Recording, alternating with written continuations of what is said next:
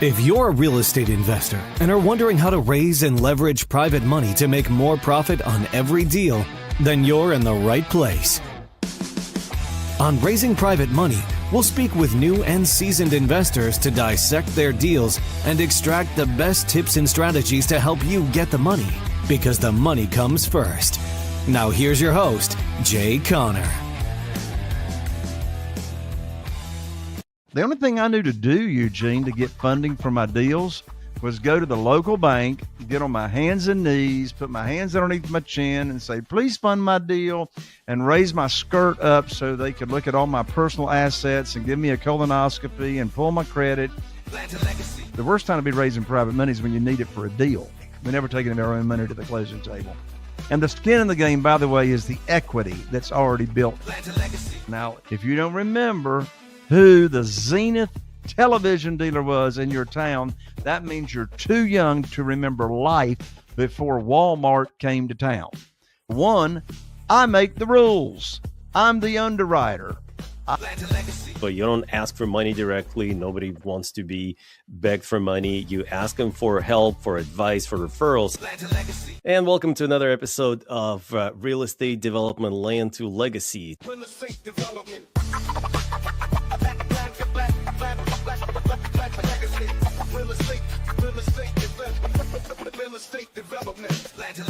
Today we're talking to Jay Conner, who is going to teach us how to raise funds for our real estate projects. Welcome, Jay.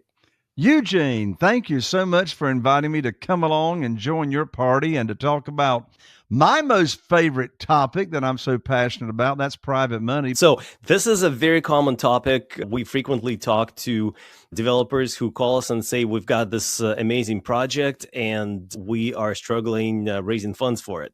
So where does one start? Well, that's a good question. I started investing in single-family houses here in Eastern North Carolina all the way back in 2003. And the only thing I knew to do, Eugene, to get funding for my deals was go to the local bank, get on my hands and knees, put my hands underneath my chin and say, please fund my deal, and raise my skirt up so they could look at all my personal assets and give me a colonoscopy and pull my credit and hope and pray. Well, that worked okay. I had great credit.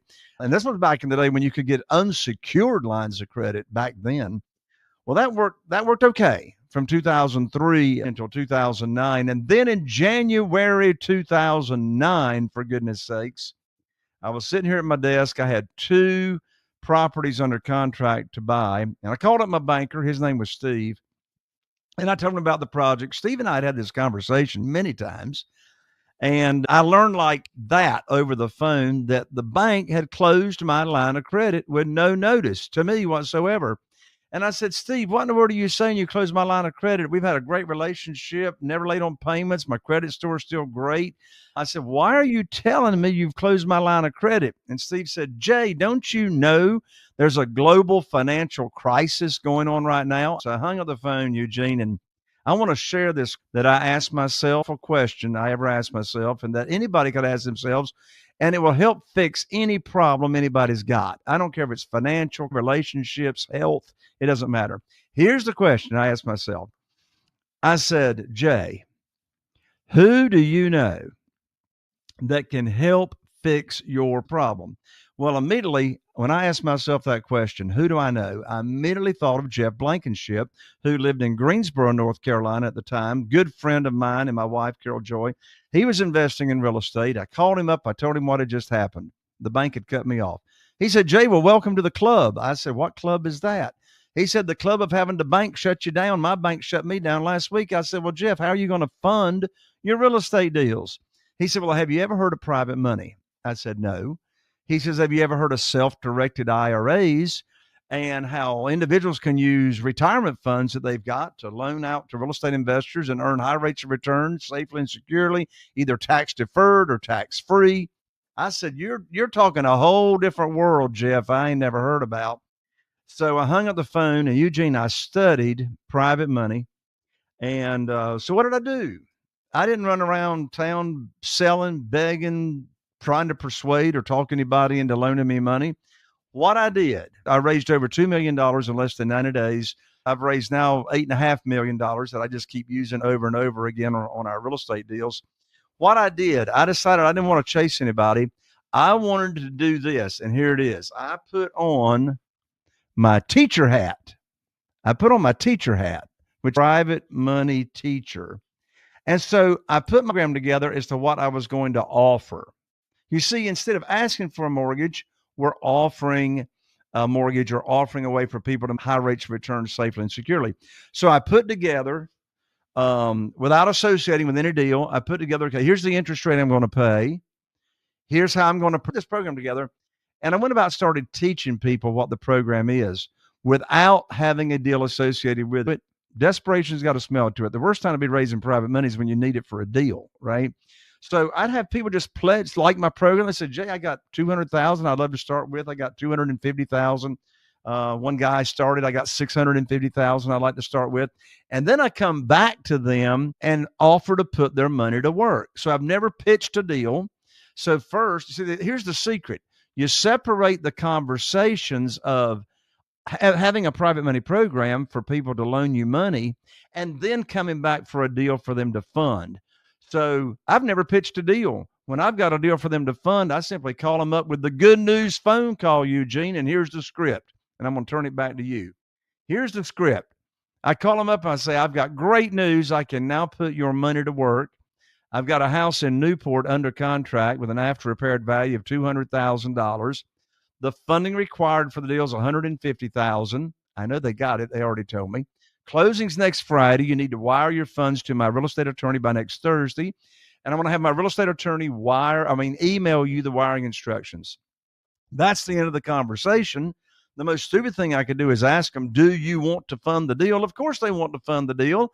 I already taught them what the underwriting criteria is, and particularly if they have moved their retirement funds over to a self-directed IRA company at my recommendation, they're not making any money until I put their money to work. So I'm ethically bound to put their money to work and get their money invested. So again, it's all about leading with a servant's heart, having your teacher hat on, teaching people what this word is all about. You know what's interesting, Eugene?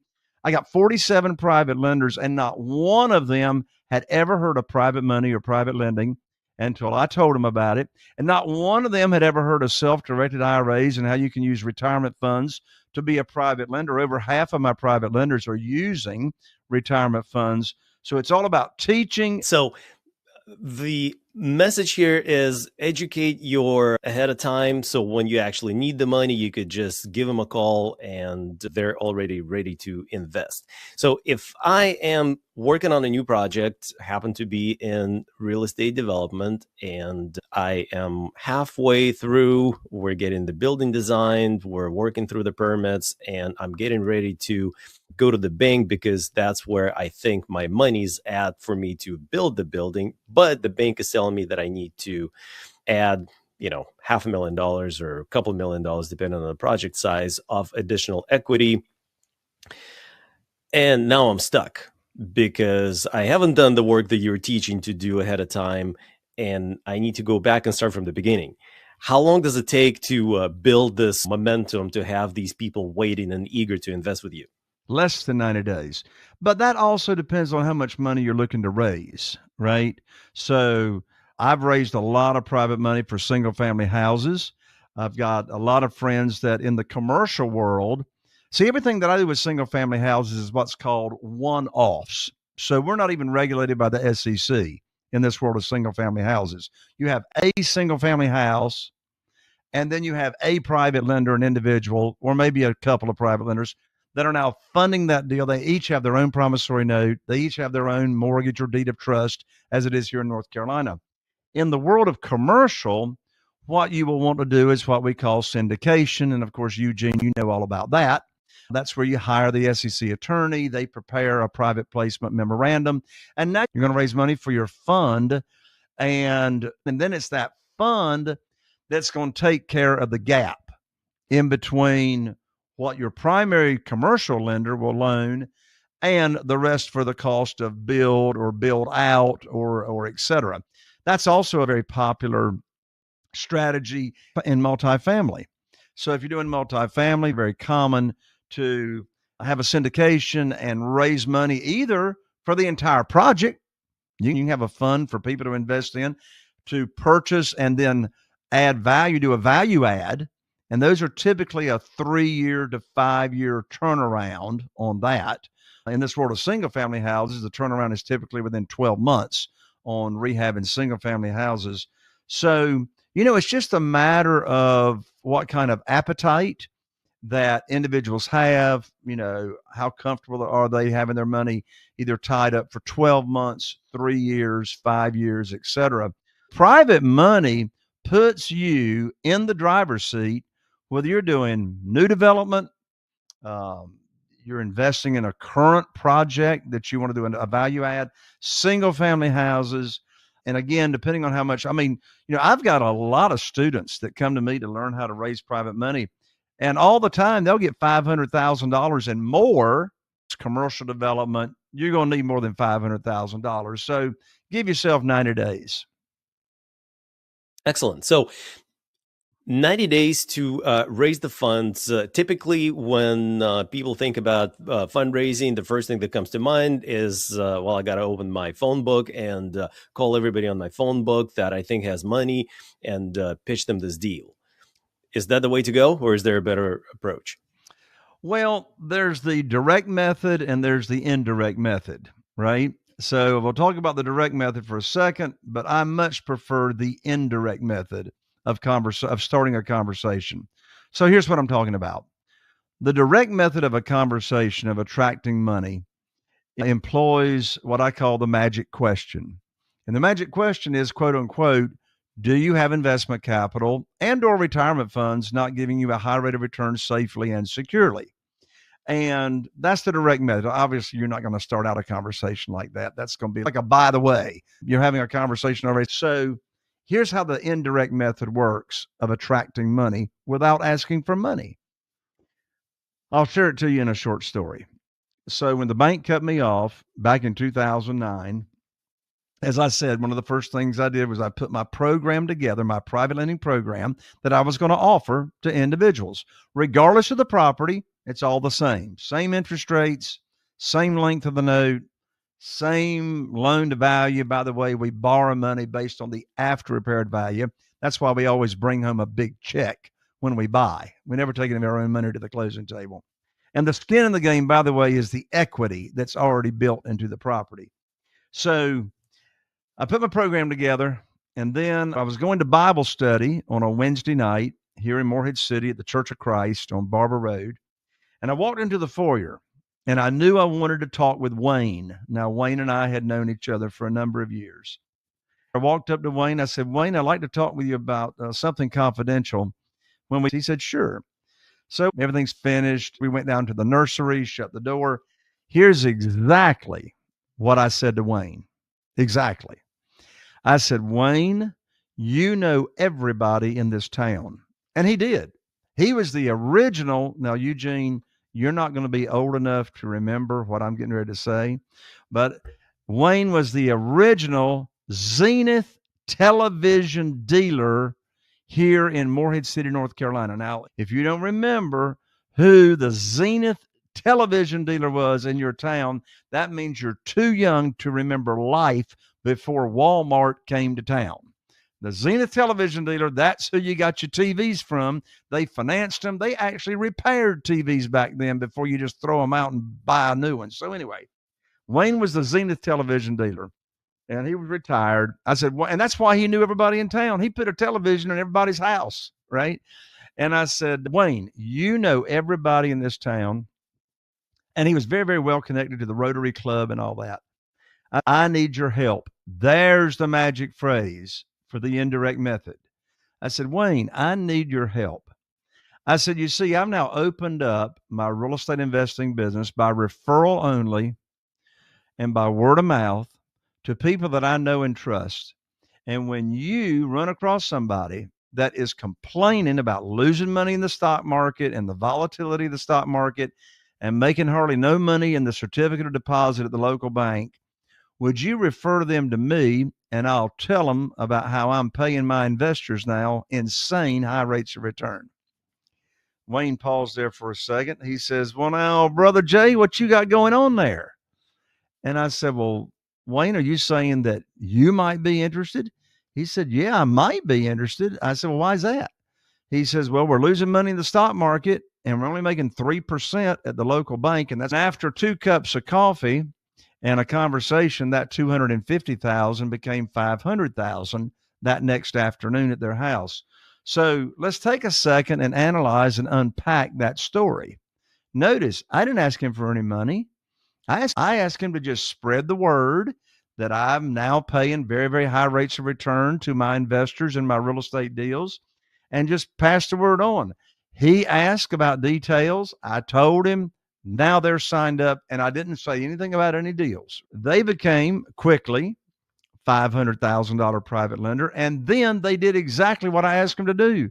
They spread the word. I lost count on how many private lenders came to me just on word of mouth of Wayne and his wife spreading the word. So it's called leveraging your relationships. And I mean, people want to help out. And so all I did was ask him to spread the word. They came right on as a private lender and they spread the word. That's how you start. Well, that's not really how you start. How you start is you need to know what you're going to offer, right? You need to know, what are you going to offer your private lenders or your investors? And here's a spoiler alert. Before Eugene ends the show and thanks me for coming on, I got a way that you can learn very quickly what the program is that I offer my lenders. Okay, you got to tell us about the program. Well, let me go ahead and give your audience an invitation, Eugene, and then I'll talk about the program. So I just recently finished recording my brand new private money challenge. So it's a seven videos, only 15 to 20 minutes long each one.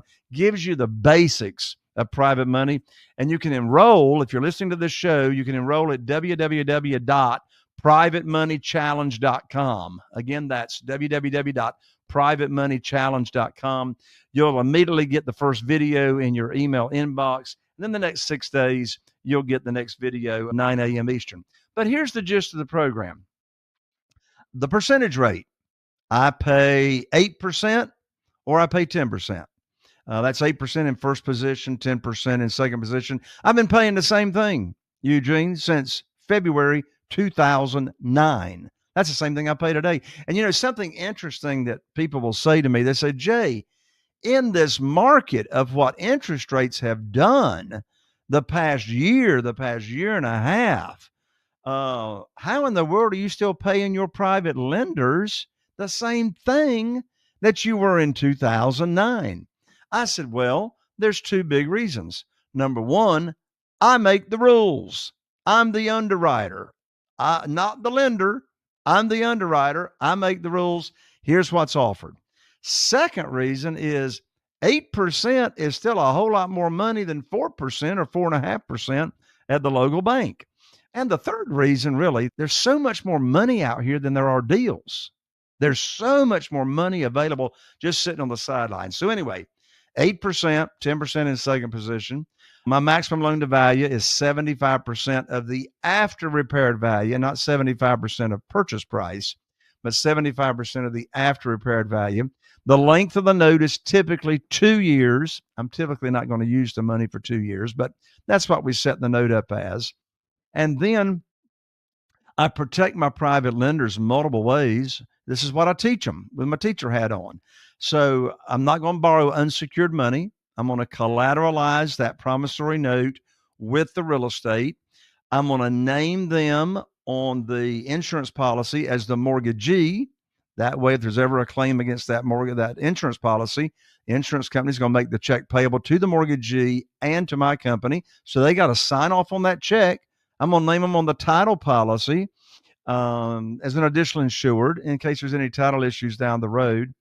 I'm going to give them a 90-day call option, right?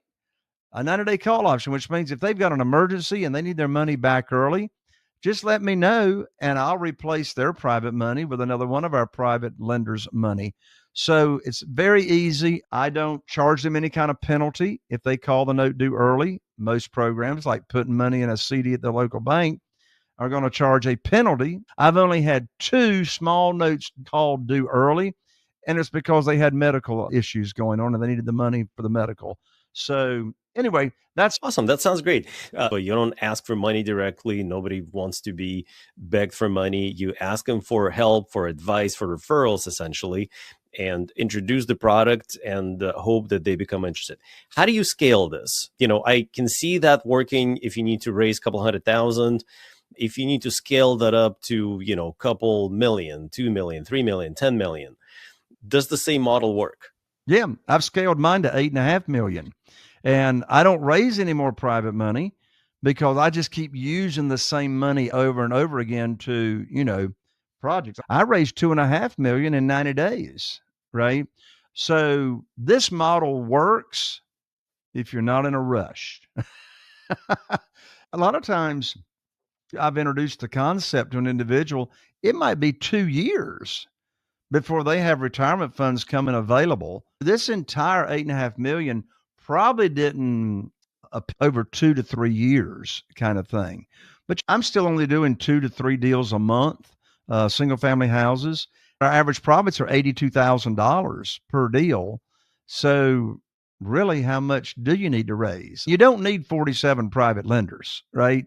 You only need like a couple to get started. I'm in a very, very small market, Eugene. Our total target market's only 40,000 people here in Eastern North Carolina, which does make a point. I'd much rather be a big fish in a small pond and dominate the market. And instead of competing with all those other real estate investors in like large populated areas. Interesting. But the key is still to find a handful of influencers, right, that could potentially refer you to their group of peers. I raised almost $1 million at one 60-minute luncheon. What did I do? I invited about 20 influencers from our town here, and I had my CPA and my realtor and my real estate attorney at the luncheon. Had it at the Dunes Club, Atlantic Beach, North Carolina, the nicest place around here that I could have it. And I bought them lunch, and I took 20 minutes. I put on my teacher hat, and I taught the program without pitching a deal. It takes the same amount of time to teach what you're offering to 20 people as it does one person. So I just leveraged the time, and just at that one private lender luncheon, almost $1 million. How else can you get the word out? I have a PowerPoint presentation that myself and my mastermind members, I run a mastermind group for real estate investors wanting to raise money. This PowerPoint presentation is what I call the civic group presentation. So it's a teaching presentation. It does not teach private money, but it plants the seed at the end of it. Essentially, here's what the presentation teaches: how you can put $100 in a self-directed IRA company, $100.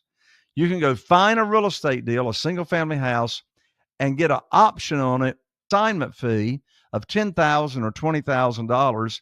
And that's in your Roth IRA at a self-directed IRA company. You just made $10,000 or $20,000 tax-free in your Roth IRA. Well, that blows their mind. I mean, these sophisticated, smart business people at the Rotary Club, they never heard of this strategy and what self-directed IRAs are. But then at the end of the presentation, we say, and by the way, if you don't want to find deals, if you don't want to negotiate deals, and you just want to be a passive real estate investor with your retirement funds, then here's this world of private lending, how you can just sit back, collect checks, and do nothing and earn super high rates of return. I've got an audio, and then we put up the QR code on the PowerPoint. Here's a QR code. Listen to this 16-minute audio, and it will introduce you to this world of private money lending. So that presentation in 20 minutes is a lead generator for potential private lenders that have never heard about this.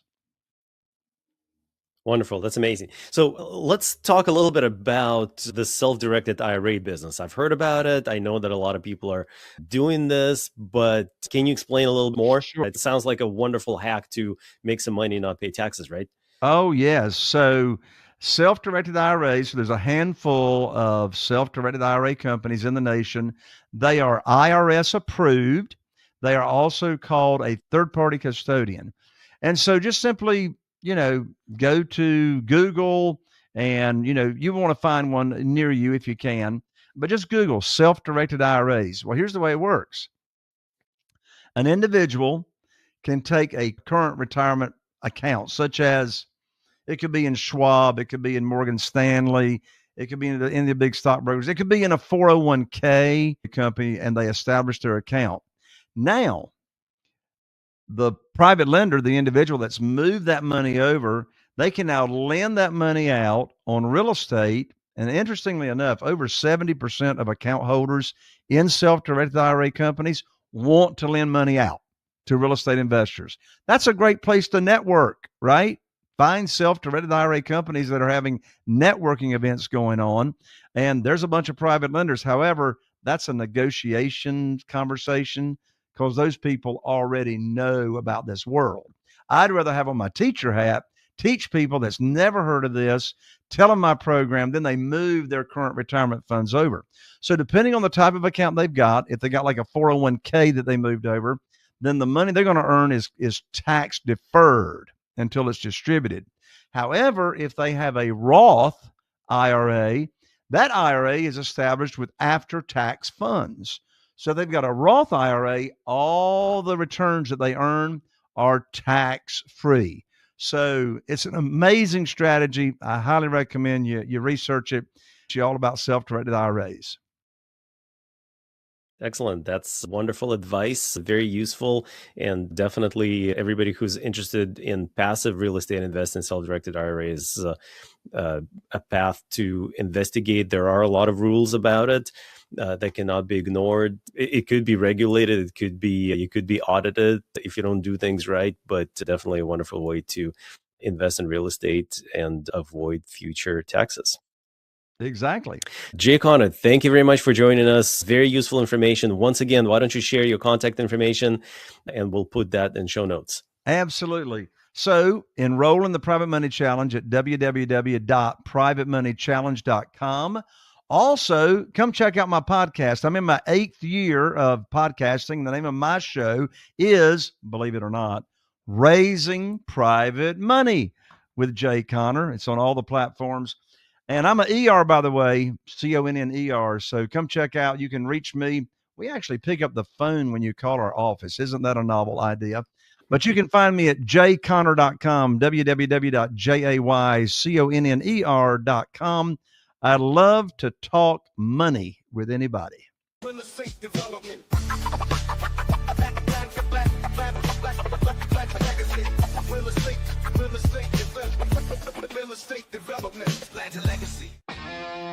Are you feeling inspired by the knowledge you gained in this episode? Then head over to jayconner.com/moneyguide. That's jayconner.com/moneyguide and download your free guide that shares 7 reasons why private money will skyrocket your real estate investing business right now.